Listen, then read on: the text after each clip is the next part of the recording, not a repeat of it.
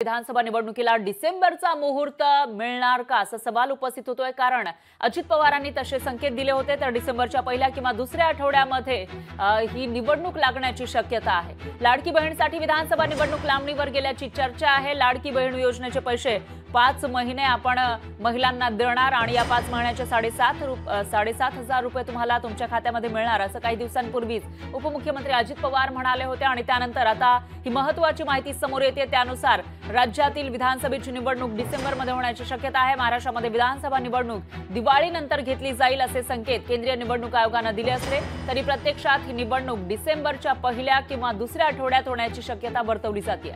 महायुती सरकारच्या लाडकी बहीण योजनेमुळे निवडणूक लांबणीवर पडली असल्याचं मानलं जाऊ लागलंय। तर मध्यप्रदेश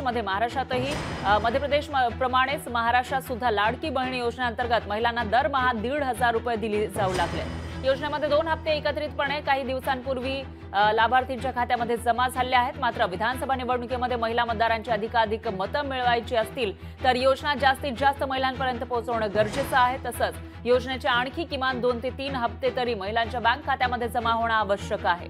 त्याआधीच आचारसंहिता लागू झाली तर मोठा खोळंबा होण्याची शक्यता आहे। त्यामुळे निवडणुकीची घोषणा विलंबानं केली जाणार असल्याची माहिती सूत्रांनी लोकशाही मराठीला दिली आहे। लोकशाही मराठी ऐका, पहा, जागरूक रहा।